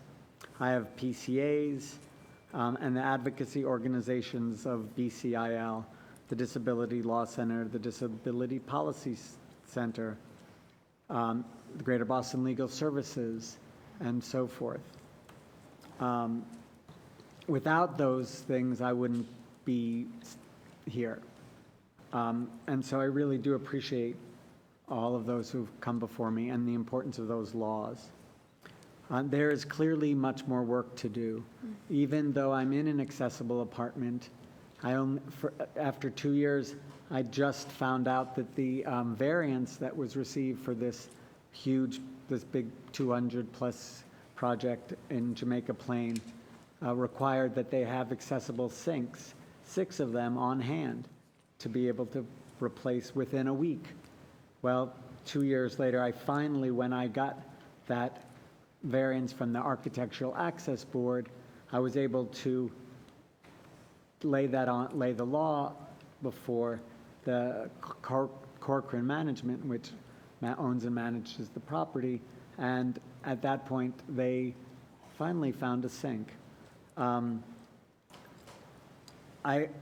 want to say that the Greater Boston chapter really understands the importance, and I'm really echoing what others have said, and it's a continued crisis of a lack of accessible and adaptable housing and workplaces.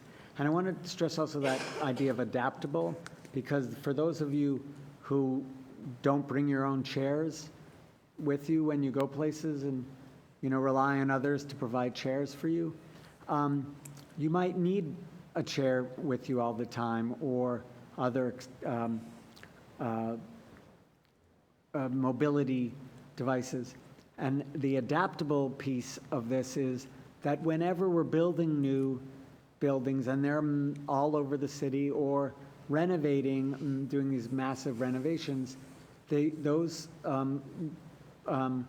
apartments should be adaptable, so that later, if you need that, you can live in your community without having to find the 5% of accessible housing, without having to have someone go in and do a gut renovation.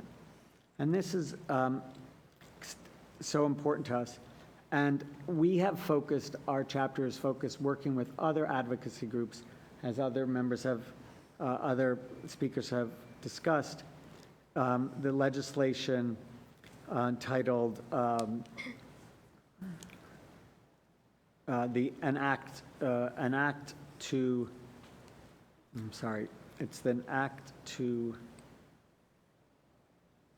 act relative to the Architectural Access Board. And you know of that organization, which is there to ensure that housing and workplaces meet accessible standards.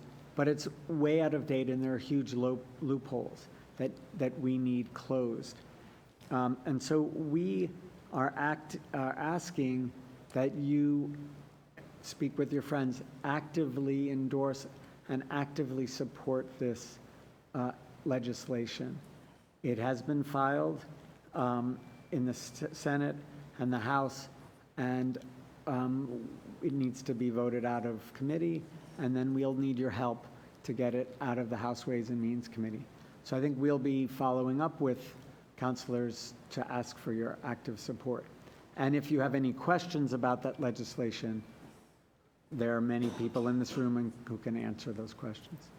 So thank you so much for your time. Thank you, Chris. And the last two people that signed up, David and Felicity.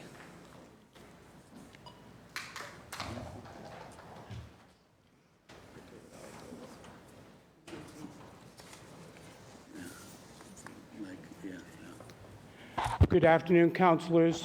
Good afternoon. Good afternoon, Commissioner. My name is David Vieira. I'm from Hyde Park. I appreciate the Commissioner bringing up the subject of the ramp at the library, because I was going to give you guys a little background about that.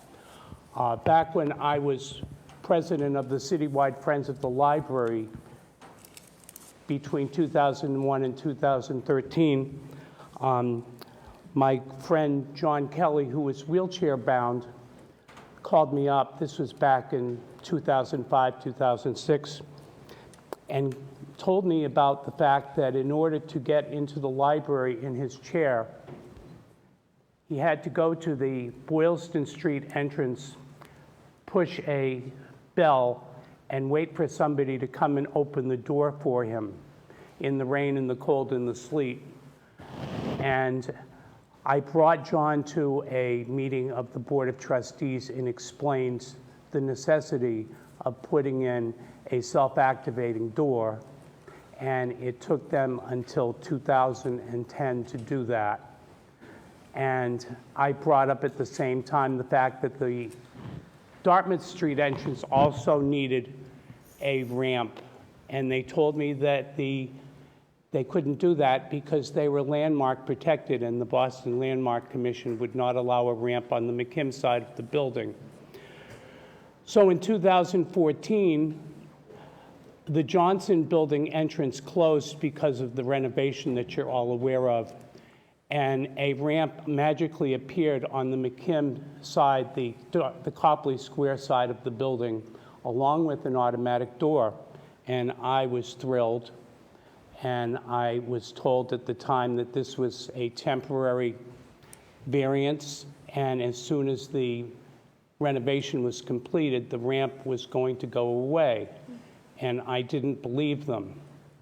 And a week after the Johnson Building opened, the ramp went away. Not only did the ramp go away, but they went through the expense of reinstalling the old swing doors and taking out the automatic door. And I got to a board meeting and complained about it again. That fall, the election department was using one of the rooms on the McKim side of the building for voting, and the ramp magically reappeared for 48 hours to accommodate the election, and they had to post an election officer at the previously automatic door to let people in. So an election officer spent 12 hours sitting in that foyer waiting for somebody with a wheelchair to come in. So I got sort of tired of talking to the Boston Public Library about this, and I came to the commission here, and I spoke to Commissioner McCosh, and I spoke to the advisory committee, and they took a vote. They wrote a letter to the president of the Boston Public Library. Commissioner McCosh had personal meetings with the president of the Boston Public Library, and the ramp is back and the automatic door is back. My point here is this, folks. The people of the city of Boston shouldn't have to play 5 rounds of rock, paper, scissors in order to get a basic access to the most important and most heavily used building in the city of Boston. You have tourists coming in there. You have people on walkers with crutches, as well as folks who are in chairs and folks who have a problem negotiating the steps during certain light conditions on the square. These things should be basic. It's not just the Boston Public Library that's at fault here. We all know about the court suit that was recently settled up on Beacon Hill that dragged on for several years. The Landmarks Commission and the folks who have equity in these historic neighborhoods have to understand that we are not living in the 1800s anymore. And it's nice to be pretty, but it's nicer to be able to get into a library or to walk up and down a street and be able to use a ramp at a curb cut. People need to understand, those of you who have no impairments, you don't really see the obstacles that are around us every day. We have hydrants, we have poles, we have newspaper boxes, we have bricks that have popped up and have not been replaced. There's all kinds of obstacles that people who do not have impairments don't really focus on because they can see them, they can maneuver around them, they don't think of them as direct obstacles to mobility. It's just something that they take the right to just not pay attention to, because before I had my vision impairment, I was the same way. And as I started to lose my vision, I finally understood what it meant to have those kinds of impairments. So when you go out today and when you take a walk, look around and see, really see, and understand some of the things in this city that have had improvements but still need to be looked at. Thank you. Thank you. Thank you, David. Felicity?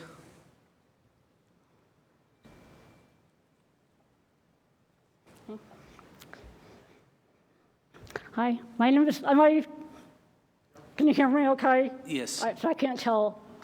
Okay. My name is Felicity Linkle. I live on D Street in South Boston. 42 years old. I have a rare incurable disease called neurofibromatosis type 2, which has caused profound deafness, unstable vision, and a balance disorder. I wanted to talk about traffic. I don't have a car. Walking is my primary form of transportation, and the traffic laws are flouted so regularly that they've become meaningless.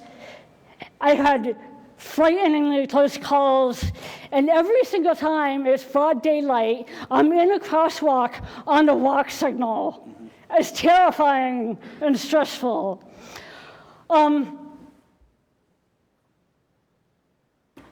Once in downtown crossing, a Boston Department of Transportation van went barreling through a red light towards me while I had the crosswalk in broad daylight, like middle of the day, on a walk signal. On Washington Street in front of Macy's, a couple winters ago, the sidewalk hadn't been cleared off, and because of my balance disorder, I moved to the street where traffic isn't supposed to enter. So I was in the road because I couldn't walk on the snow and ice when a pickup truck went barreling in reverse, and it was like a miracle that I even caught them coming at me. It was a miracle. Like I was just like a foot or two away. Another time, that was an extremely close call. I was on Broadway in B Street. And at this time, in 2014, I experienced blindness for a year as a side effect of brain surgery. So I'm not really seeing. It's like when you get out of the shower and your bathroom mirror is all fogged up, like you can see light and like the general shape of things, but you can't really see. And I had a walk signal in the middle of the crosswalk. This is like noon, always the middle of the day, and a truck made that turn, made a left-hand turn, like simultaneously. I stepped into the crosswalk, and at the same time, the truck could have like broken me in half. So I'd like to ask that someone take a real hard look at how the lights are synced up, how the lights for motorists are synced up with the lights for pedestrians, because it's like, it feels like death just waiting to happen. And those are just like the terrifyingly close calls. I have regular close calls all the time. The laws, the traffic laws, the walk signals have just become completely meaningless. They're being flouted regularly. I want to mention my dear friend Olivia was hit by a car last fall in Brighton. She was in the crosswalk, middle of the day. The driver was on their cell phone, and they took off and was never caught, last I heard. Yeah. She was hit, a human being was hit by a vehicle, and they just took off. I want to mention Adrian Hassett, marathon survivor and amputee. She was in a crosswalk, I believe it was on Beacon Street last fall, and she was hit by a motorist. She was in the crosswalk on the walk signal, broke her shoulder. It's terrifying, and it's not right. It's completely outrageous. Causes me a lot of stress. And then the other thing I want to mention is snow. Because I have a balance disorder, and because I have tumors on my balance nerves. And my vision is unstable. It goes back and forth. So if someone doesn't clear the snow, I'm trapped. I either have to stay home or I have to walk in the road. And it's not equitable. Like, our needs to get to where we need to go are just as legitimate as people that choose to take a car to where they need to go. And in my view, take a road like Summer Street. If there's 2 lanes of traffic for cars in both ways, and the sidewalks are completely neglected, and they are every year. I've been in South Boston for almost 5 years, and Summer Street between the convention center until the bridge before the post office on Summer Street is completely neglected. So I walk in the road. But so my feeling is, instead of motorists getting 2 lanes in each direction, designate 1 lane. If we're forced to walk in the road, make it official and give us a real safe place to walk. It makes me angry that a vehicle is given preferential treatment to a person like using the legs that God or the universe gave them.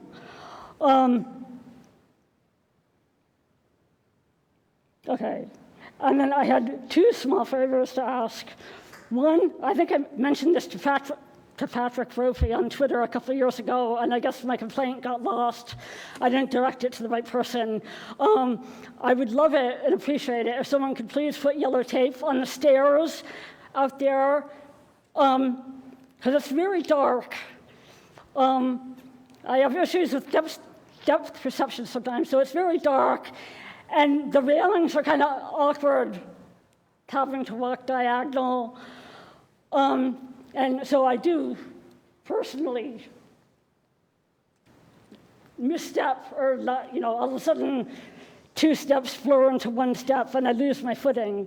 And another tiny favor, I would love it if someone could move the directory and elevator to eye level. I'm 5'4", and even on like a great visual day, I still can't read the directory, and I don't know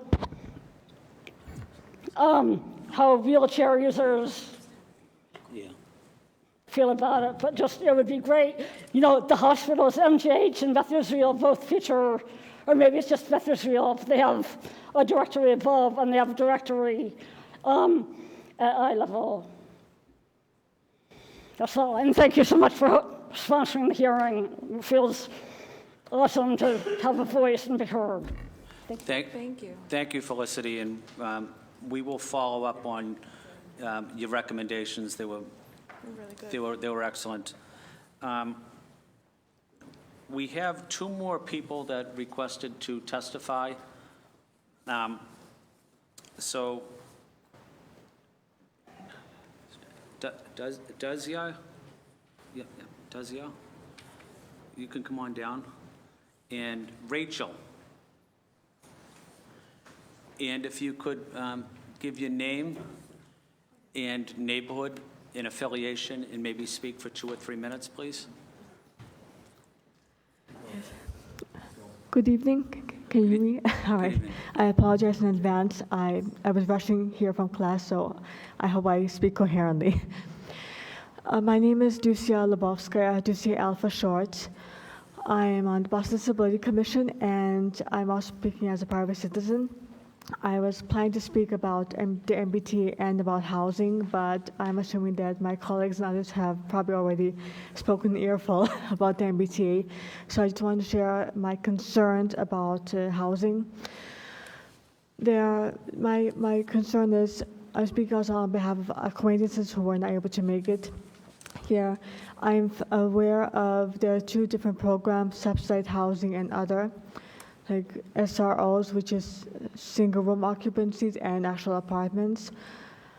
This is probably far-fetched for me to talk about this, but my personal concern is that many people with disabilities live or are requested to live in SROs, especially those who have stairs or do not have elevators, which is an issue because there are many people with especially hidden disabilities, PTSD, any mental health issue that need either ground floor apartments or an elevator, and many of them need to live by themselves. If they do, I assume that the original idea was that people who get SROs are supposed to live with others because it's just for community related, so they can have people to live with, but there are many people who have hidden disabilities who could benefit from living alone. Although, despite that fact, they could have, if they didn't need companion, they could just have PCA services and whatnot, so they could easily live by themselves. I do know that there are many disabled people who with hidden disabilities who do live by themselves, but unfortunately there's a huge list. It's like a waiting list for anybody to get an actual apartment, and is one of my concerns, especially for disabled people. As I mentioned, there are many people who have visual, who are in wheelchairs or walk with canes and whatnot, but there are also people with hidden disabilities who, as I mentioned, PTSD or other mental health, and they, although you cannot see it, but they have, for lack of a better word, inabilities to use stairs, and SROs are usually with apartments that have stairs. And it is a concern that some of them, like for instance in my case, I have I have also some health concerns of my own, and just to give you an example, although I look like I can run around and do anything, I probably look like I'm energetic and whatnot, but like a few days ago, I was so exhausted I could barely move. Literally, I could barely move. And I just want to share that there are many people with disabilities who have these similar issues, and I just want to address it and just make you aware to maybe if you could just improve any housing policies. I probably should have to say more, but right now I can't really think of any, but just wanted to share and just I would really appreciate if that could be in any way approved. Thank you. Thank you for sharing. And may I just add, if you have additional thoughts, we accept them through continually. So all opinions and additional supplemental things, if you can always submit them again. Thank you. Hi, Rachel. Hi. Okay, good. I'm Rachel Tannenhouse. I came to this meeting originally in my professional capacity. I represent the Cambridge Commission for Persons with Disabilities. I'm their executive director and the ADA coordinator for the city of Cambridge. And in that capacity, I would like to say that this is an amazing meeting, and I feel very privileged to be here, and I am trying to soak up as much of it as possible like a sponge, because just doing this is great, and I think Cambridge has a lot to learn from this process. So thanks for this opportunity. Most of what I would like to say is in my capacity as a private citizen. I am not a Boston resident, but I worked around the corner from here for 12 years. So I worked downtown, and the thing I'm about to talk about happened in Boston twice, once outside this building, actually. And so what I would like to respectfully request is that perhaps there be some efforts to train the Boston police around probably disability issues in general, but certainly around issues of service dogs and guide dogs. Just based on the experiences that I have had and other people that I know and love have had. Friends of mine have talked to me about walking down the streets in Boston with their guide dogs and having a Boston police officer come up and grab the harness or grab them. At no point in time were these friends committing a crime of any sort or in any real danger. The dog is a professional that takes care of these things. And definitely if someone can't, well, you don't go up and grab someone without their permission anyway, generally, but you certainly don't if they don't see you coming. And you absolutely, don't interfere with a guide dog harness. I don't care if you're a police officer. I don't care if you're the child of Big Boppy and the Pope. You just don't do that.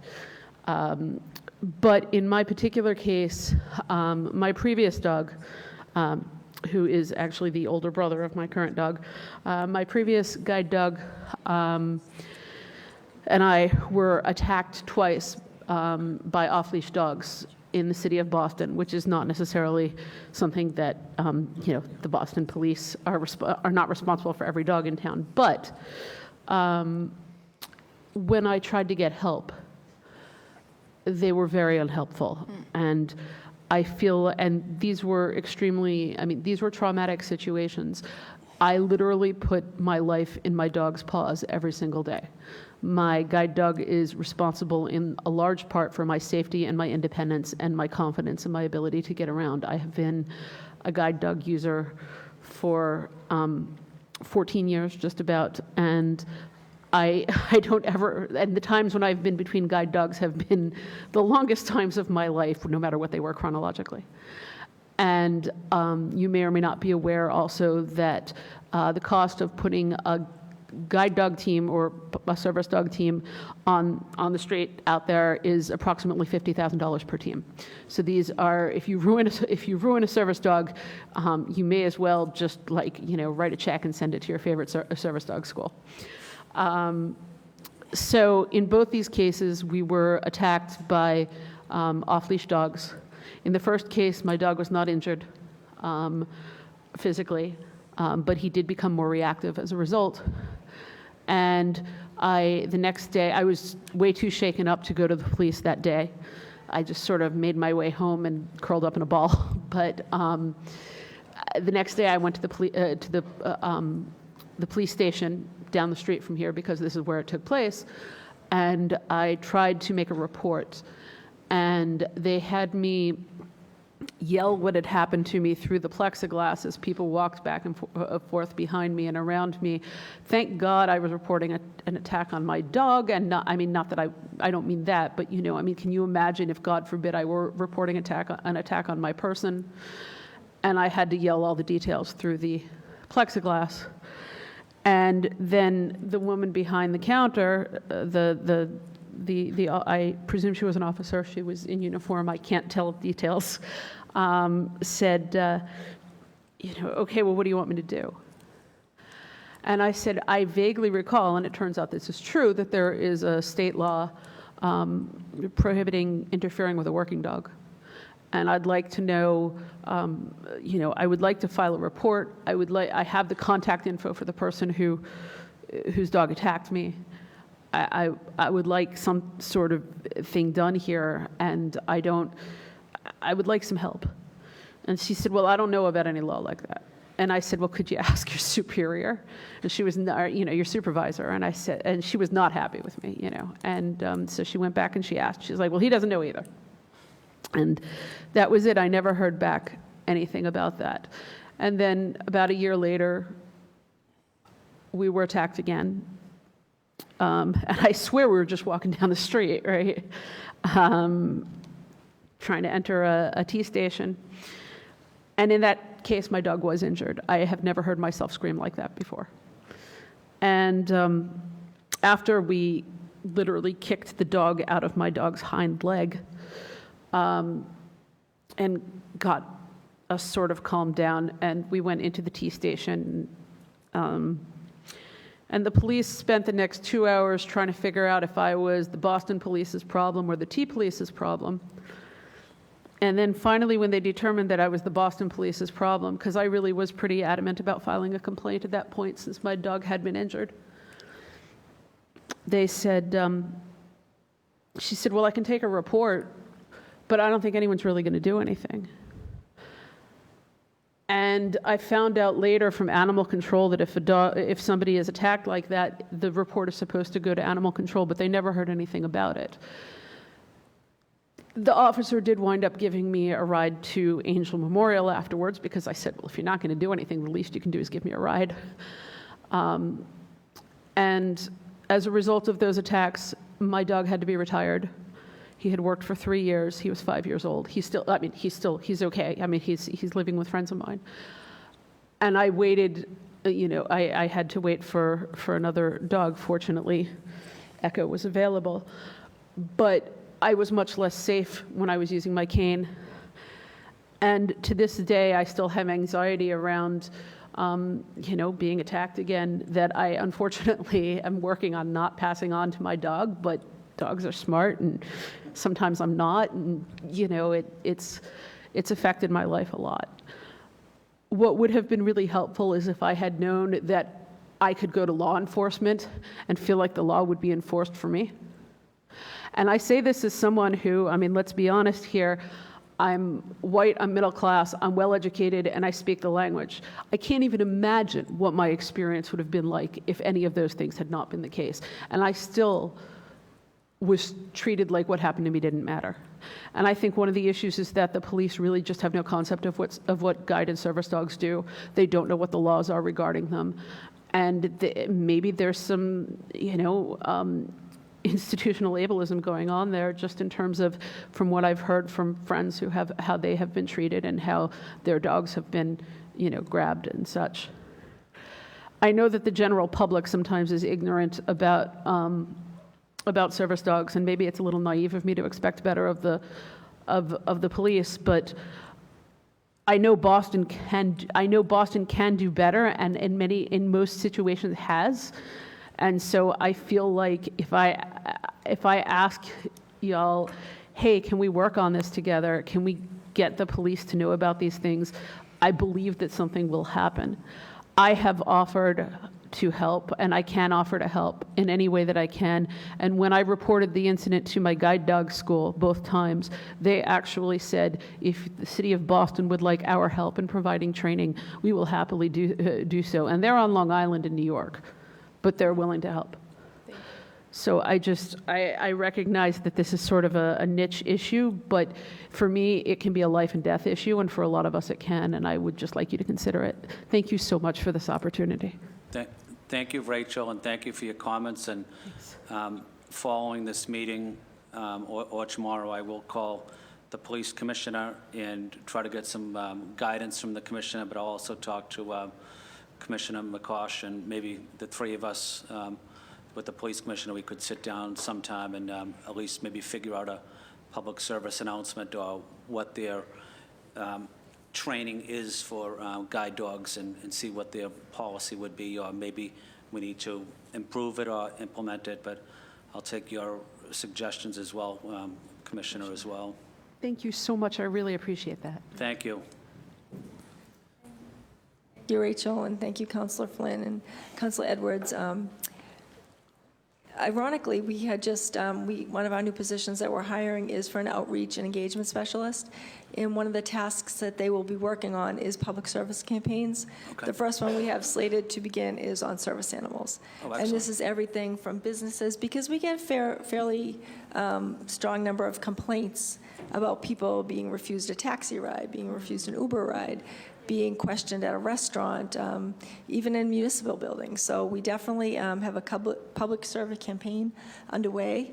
I'm also in touch with animal control, because we had another complaint, not an attack, but of a resident being asked to leave a city park with a dog because it wasn't on a leash. So we are in touch with animal control. They know the laws. So I think if we can link the police with the animal control officer, that would be a first step in the right direction. So thank you, Rachel, for bringing that up. Thank you, Kristen. And maybe Manar or Kristen, do you want to offer any closing remarks before myself or Councilor Edwards do? Sure, just briefly. I was making notes on all the testimony, and it's amazing the wide range of issues that were brought up. And this really is like a microcosm of the city. We had everything from, just briefly, we had 12 people testify. We had housing, snow removal, bus stops, curb ramps, a fire, services for people with Asperger's and autism, employment bill, mental health, the AAB bill, historical buildings being prioritized over accessibility, traffic issues, MBTA, housing, and service dogs. So that's basically, in a nutshell, everything that we work on. So a real big shout out to the community that came out today. And thank you for aptly summarizing everything we need to work on, and we will get started right after this meeting. Excellent. Thank you, Kristen. Awesome. Thank you again, Chairman and Councilor Edwards. I think the only thing that I want to add to this is that the way that when we're talking about accessibility, and this is a part of the conversations we've been having, and the way that we look at, training and talking to staff about this, is thinking about inclusion, thinking about these things like adaptability, intersectionality. All of these things are things that we take care of, and a lot of these conversations are happening and have happened and have been happening before I've been here, before the ordinance came about. I just want to say that I'm just really proud to be part of an administration who cares about this work and is putting investments towards this. Our team is always looking for feedback, and so similar to a lot of the testimony that we heard today, if there are things specifically about language and communications access or anything that fits under the scope of my office, I'm more than happy to hear that and take that into account as well moving forward. Thank you. Thank you. Councilor Edwards? Thank you both. I thought this was incredibly informative. I do appreciate, like I said, I came here to learn and to listen, and I feel like I learned a great deal. Welcome to Boston all the way from Cambridge. We do appreciate, I think it's, I would say, to our colleagues, to our brothers and sisters across the river, this is a regional good conversation, and we can learn from anyone, and I think that's wonderful that you came here today to express your personal story, but also to just really demonstrate solidarity with us over here. So thank you so much, and again, I look forward to following up on folks, literally trying to figure out how we can continue this conversation, and thank you so much for coming. Well, thank you again to the panelists, to Kristen and Manar for being here. Thank you for your compassionate and dedicated service for the people of Boston. I want to thank the public for being here, and I also want to let the public know that myself and Councilor Edwards, if you're interested, we're hosting a small reception right at the Curly Room for anyone that would like to join us to continue the conversation. I know you do have a formal meeting probably in another hour or so. But it's an honor for me to work with Councilor Edwards on this, and Councilor Flaherty, on this important issue. Language access and persons with disabilities deserve the same respect and dignity as any other person. And I'm proud that the city government is working hard and working closely on that issue. It's my top priority is language access, making sure that my constituents, but more importantly, every resident of Boston has the same access to basic city services as anyone else does. And as it relates to persons with disabilities, I highlighted my parents that are elderly but have custody of a special needs boy that can't walk or speak. So when I'm with them, I also look at the pitfalls of the street or the sidewalk because I know they're navigating the sidewalk and the streets as well. So they're having a very difficult time walking with someone in a carriage, with a child in a carriage. So I put myself in your shoes, and if I want to make sure that my parents and my nephew receive the best possible care that they can, and because I do, I think everyone else should receive that same level of compassion and care as well. So I just want to thank all the activists for being here, for working hard, for dedicating your life to ensuring everybody in our city is treated with the respect and dignity that they've earned. I'd like to say thank you to Juan Lopez on the City Council staff for helping us coordinate this meeting.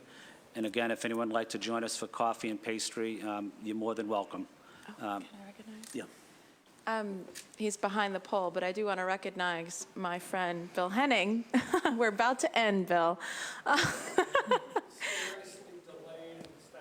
No. Just, he's executive director of the Boston Center for Independent Living, and I've, again, had the pleasure to be on that board for some time and work with them. So I just want to recognize that Bill came here. Good friend to the disability community. So. And with that, this meeting is concluded.